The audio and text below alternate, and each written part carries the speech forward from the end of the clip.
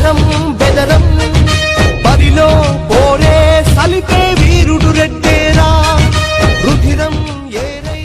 మొట్టమొదటి స్వతంత్ర సమరయోధుడు 1857 నాటి భారత స్వాతంత్ర యుద్ధానికి 10 సంవత్సరాలు ముందే బ్రిటిష్ దుష్ట పాలనను ఎదిరించి తిరుగుబాటు చేసిన తెలుగు వీరుడు మన రెడ్డి సామాజిక వర్గానికి చెందిన మన రెడ్డి బిడ్డ ఉయ్యాలవాడ నరసింహారెడ్డి.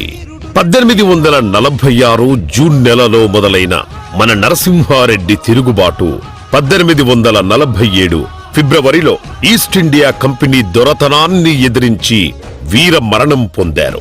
ఇంతటి గొప్పటి మన రెడ్డి బిడ్డను స్మరించుకుంటూ మన రెడ్డి సేవా సమితి తరపున అదేవిధంగా ప్రజాకవి మన రెడ్డి అయిన యోగి వేమారెడ్డి గారిని స్మరించుకుంటూ విశ్వదాభిరామ వినురవేమ అనే మాట వినని తెలుగువాడు ఉండడు.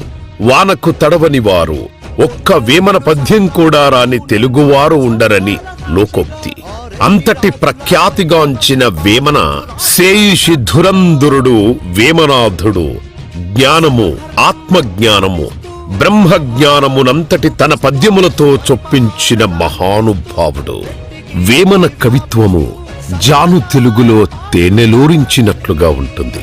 ఆంగ్లేయుడైన శ్రీ పి బ్రౌన్ ప్రశంసించి మన వేమారెడ్డి గారు రచించిన ఆనాటి తాళ్లపత్ర గ్రంథాలను భద్రపరచడమే కాక మన వేమారెడ్డి పద్య రత్నములను వారి ఆంగ్ల భాషలోకి అనువదించారు. అంటే మన వేమారెడ్డి కవితా శైలి ఎట్టిదో గ్రహించవచ్చు.